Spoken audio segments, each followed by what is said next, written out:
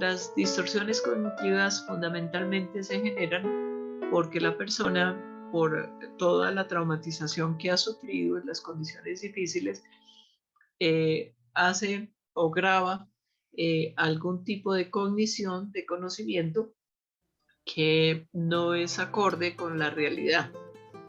De manera que estas distorsiones cognitivas producen que cuando se va a evaluar situaciones nuevas, se evalúen de acuerdo a las situaciones que se han vivido anteriormente.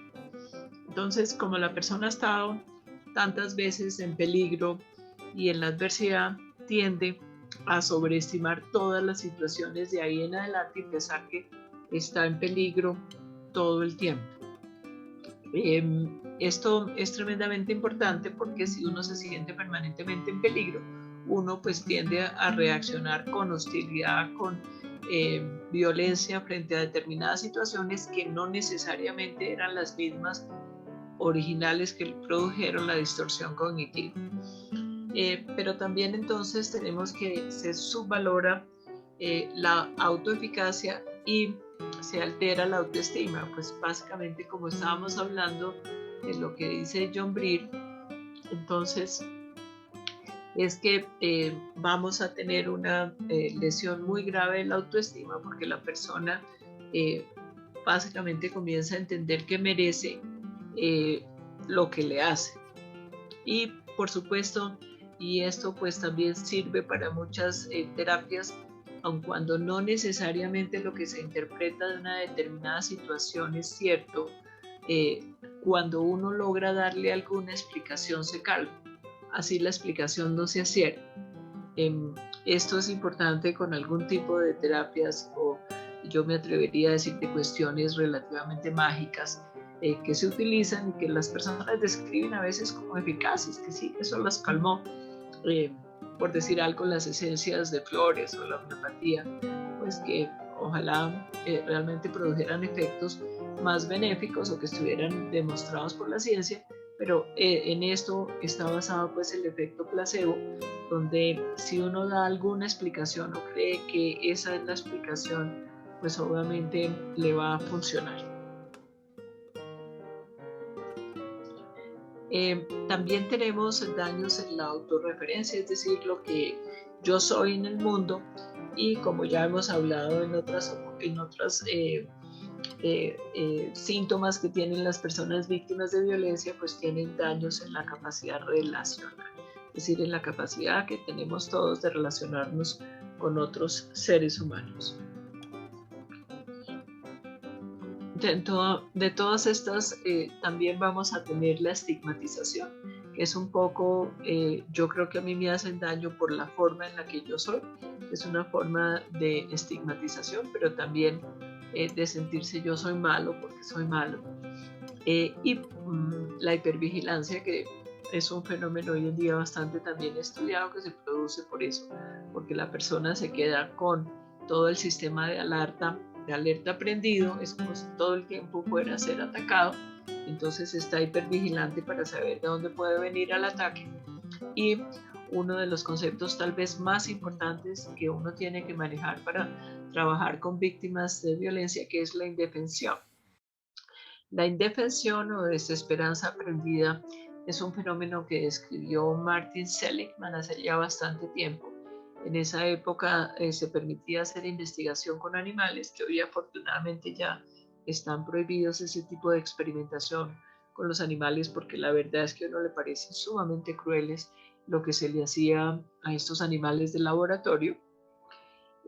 Pero Seligman estaba haciendo este tipo de investigación en su laboratorio y lo que él descubre es que estos perros se comportan de una manera distinta.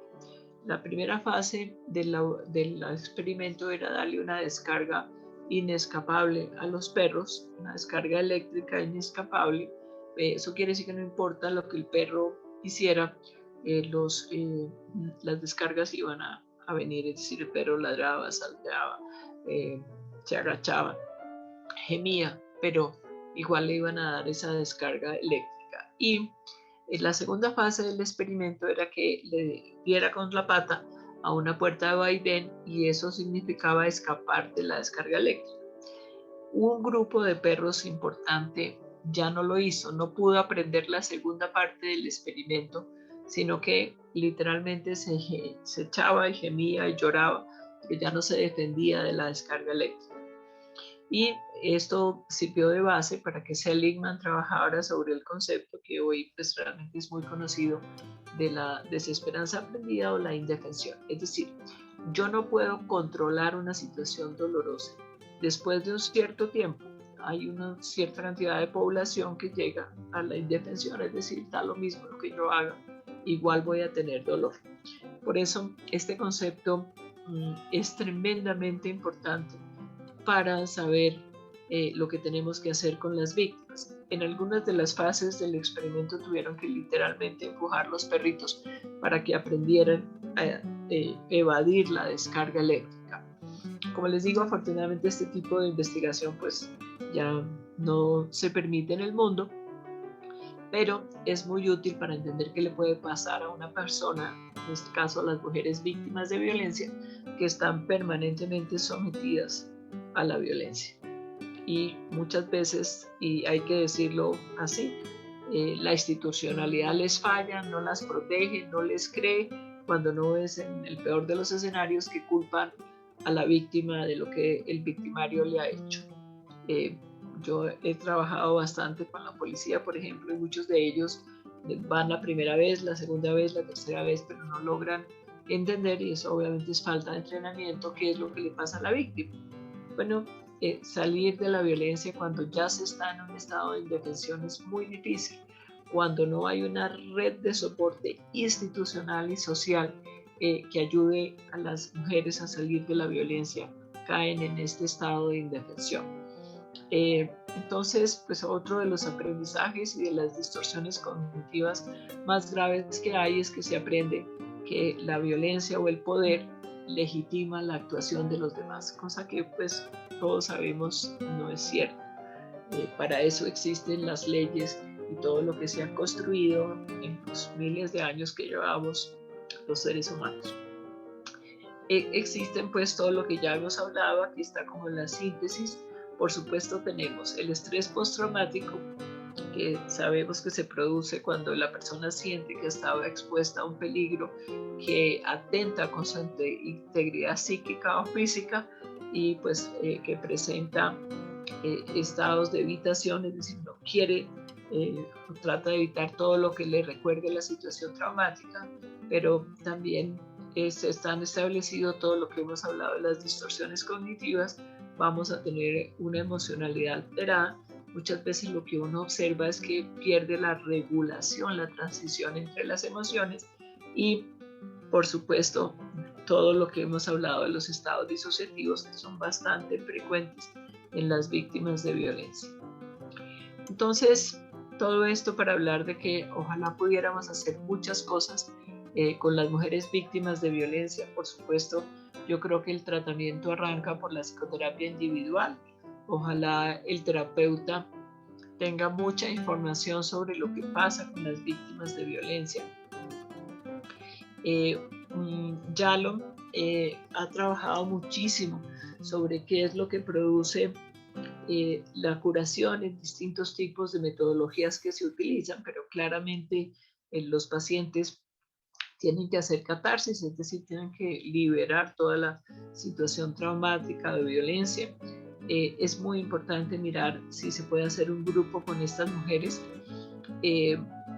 Hay lo que se llaman las conductas de imitaciones que muchos pacientes pueden aprender, tanto del terapeuta como de los otros pacientes. Hay que hablar de factores existenciales que la verdad a veces son muy difíciles, porque si a uno le pregunta a una víctima por qué a mí o por qué me escogieron a mí o por qué tuve que vivir esto, pues ninguno de nosotros tiene una respuesta que realmente sea consistente con la realidad. Pues muchas personas en religiones hablan del karma, de otro tipo de situaciones que en mi opinión son bastante mágicas y que dan explicaciones a situaciones tremendamente injustas que ocurren en la humanidad. El aprendizaje interpersonal, y esto pues es muy importante, porque los pacientes pueden aprender de los pacientes o pueden aprender de las personas que ya hicieron el camino. Y esto es muy importante en la terapia de grupo o en los grupos de soporte. Las personas aprenden unas de otras. Y hay otros que no tengo acá, pero como por ejemplo la esperanza, infundir la esperanza, la relación terapéutica con el psiquiatra tratante o el psicólogo tratante también es una de las cosas más importantes. Lo que hemos hablado de la resolución de los duelos también es una de las cosas que es universalmente curativa. Entonces, uno, si tuviera que hacer y divulgar programas realmente masivos para atender la violencia, porque es una población muy grande, las mujeres víctimas de violencia en Colombia estamos alrededor del 36% de las mujeres adultas son víctimas de alguna forma de violencia y un porcentaje alto de violencia grave. Entonces obviamente tendríamos que mirar cómo podemos hacer un proceso que más o menos esté estandarizado, que le ayude a las personas. Uno puede utilizar cuestionarios de diagnóstico rápido. El más importante es el RQ, que le dice a uno un diagnóstico sindromático que detecta dos cosas muy importantes en las mujeres víctimas de violencia, que son la depresión y la ansiedad. No detecta, porque el cuestionario es más viejo que todo lo que se ha desarrollado últimamente en el estrés postraumático y el trauma complejo, pero nos detecta dos cosas tremendamente importantes, que es si la mujer está severamente deprimida y si tiene un nivel de ansiedad que amerita un tratamiento farmacológico. La psicoterapia de grupo, como les decía, es tremendamente importante por los factores que hemos mencionado, es decir, los pacientes tienen otro de los factores curativos, que es la universalización, y es esa experiencia que uno se la puede decir a los pacientes, pero es muy difícil de creer de usted no es la única que está en esta situación. La violencia tiene una dinámica propia, igual que pasa con las víctimas de abuso sexual. El abuso sexual tiene una dinámica propia que no dependió de usted. Entonces eso es muy importante porque rompe la estigmatización, el creer que se lo hicieron por sus condiciones o características, cuando realmente la violencia tiene una dinámica propia que no depende exactamente de lo que hace la víctima. Es muy importante pues que hablemos del manejo de la rabia también en la víctima, porque obviamente la rabia es una emoción defensiva. Tenemos que saber en qué momentos es adecuada y en qué momentos no, y que esta rabia no lleve a que haya comportamientos autolesivos o lesivos para otras personas. Tenemos que hacer identificación emocional.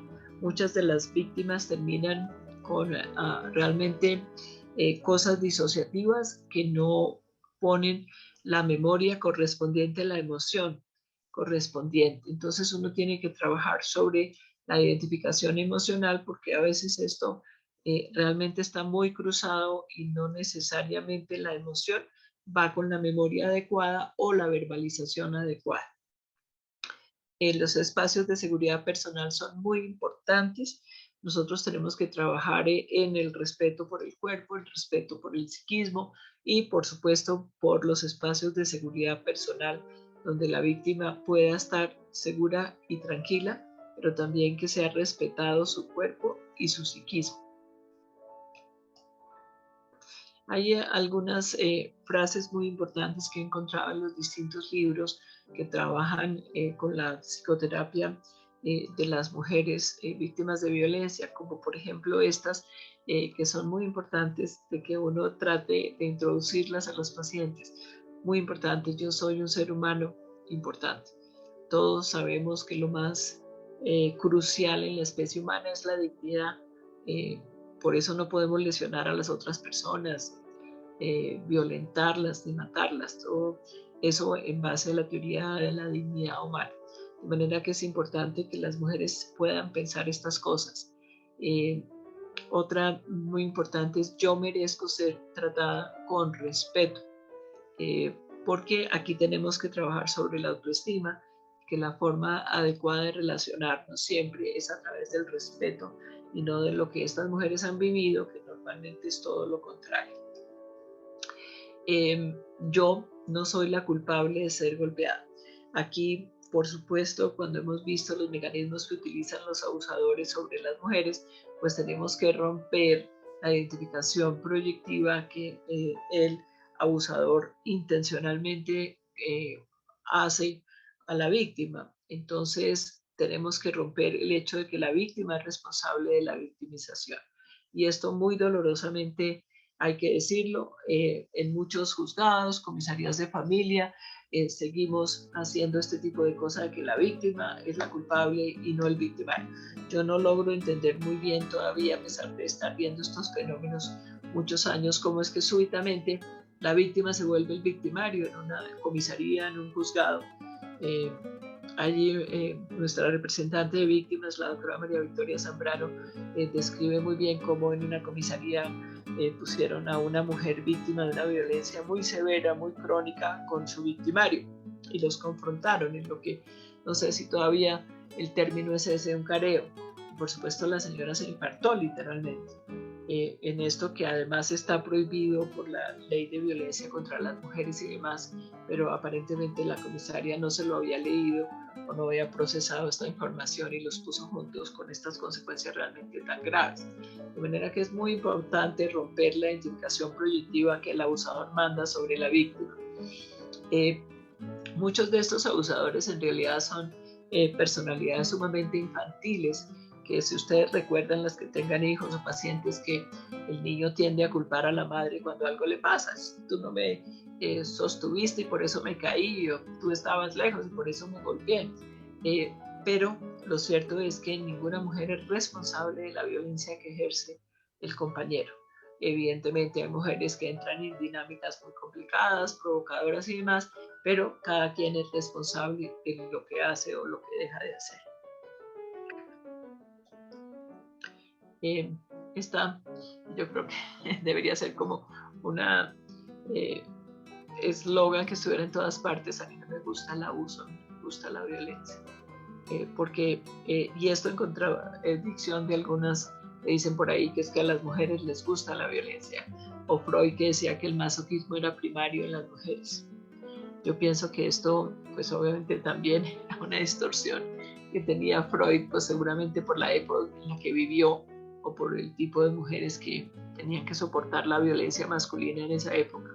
Pero lo cierto es que cuando uno trabajaba mucho con las mujeres, yo no encontraba una sola que realmente cumpla con los requisitos de lo que sería el masoquismo o la excitación sexual por el dolor. La verdad es que me imagino que eso existe, pero no llega al consultorio alguien que nos haya referido eso. Estábamos hablando de que los objetivos del tratamiento era: yo puedo tener el control de mi vida.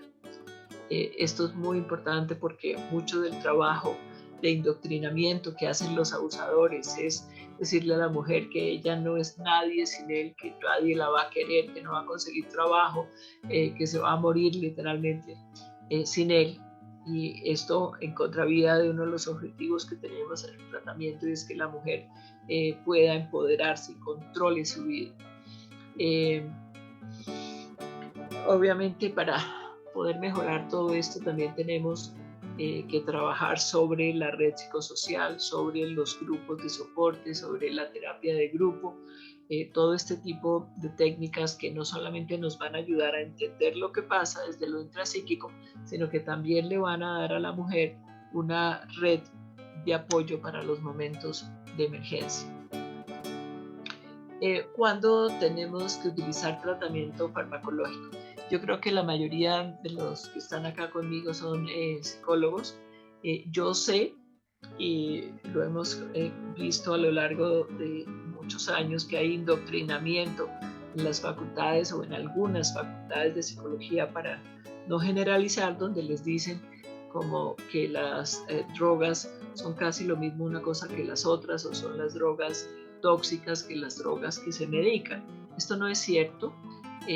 Realmente uno no debería dar una opinión sobre la medicación, a no ser que uno pues básicamente sea médico y haya estudiado la farmacología de cada uno de los productos que se van a dar. Y esto, ¿por qué lo digo? Porque realmente es un acto muy poco ético cuestionar lo que hace un médico o hace una persona con una formación distinta sin tener el conocimiento debido. Aquí tenemos otra, es yo puedo permitir que mi compañero sea responsable de sí mismo. Muchas de estas mujeres, por la codependencia de la cual ya hemos hablado, creen que son responsables del comportamiento de lo que hizo o no hizo su compañero. Como ser humano, compañera, yo tengo derechos, es decir, las mujeres tienen que saber que tienen derechos, así estén en una relación violenta o en cualquier tipo de relación. Yo merezco tener una vida segura y sana. Esto es importante, sobre todo la seguridad. Yo puedo amar a mi compañero y aún así protegerme, porque muchas mujeres tienen esa distorsión cognitiva de que si ellas se protegen es que porque ya no quieren a su compañero, y pues evidentemente el amor tiene muchas facetas y uno puede querer a una persona violenta, pero aún así tiene que protegerse. Yo puedo decidir por mí misma qué es lo mejor para mí. Y esto se trabaja mucho porque realmente los abusadores, como les decía antes, indoctrinan a la mujer de que ella no es capaz, que no va a conseguir un trabajo, que no puede tomar decisiones hasta las más mínimas por sí misma. Dentro de las que utilizamos fundamentalmente se pueden utilizar dos tipos de droga, los antidepresivos y los ansiolíticos. Y por supuesto los más importantes de todos son los antidepresivos, que nos van a restituir el funcionamiento normal del cerebro. Esto es crucial de hacer porque si no lo hacemos la mujer no va a tener la energía psicológica para poder hacer el plan de salida o las cosas que tenga que hacer para poder mejorarse. Se pueden utilizar estas, la sertralina, fluoxetina, venlafaxina, no dependo de la industria farmacéutica. Es una opinión absolutamente basada en la evidencia de que estas son las drogas que más funcionan. Creo que esto es básicamente lo que teníamos para hablar hoy. En este momento me parece importante, si ustedes quieren, con Laurita y con Ana María vamos recogiendo las preguntas, o si alguien quiere prender su cámara y su micrófono me pide la palabra y vamos resolviendo las dudas que haya.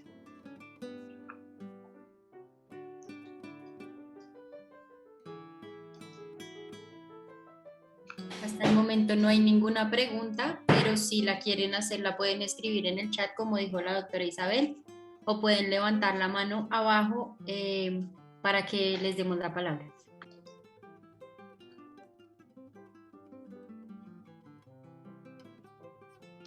Todo estuvo tan claro. Vamos a dejar 5 minutos para que piensen. Si quieren hacer alguna pregunta, a veces las personas tienen que animarse para escribir o consultar un caso, por ejemplo. Este es un buen momento para hacer esa tarea.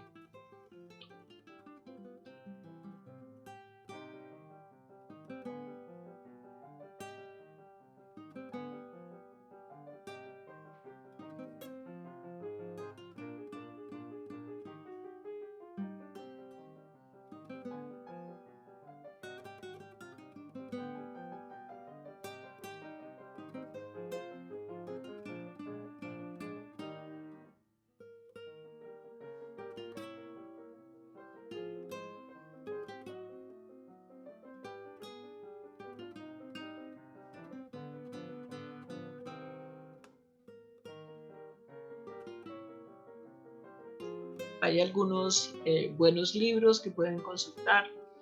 Si alguna requiere bibliografía adicional, me puede consultar. Pueden comunicarse con Afecto. Y es importante que sepan que Afecto tiene un curso de intervención de la violencia, donde se habla un poco más de los mecanismos que se ejercen para poder someter a las mujeres.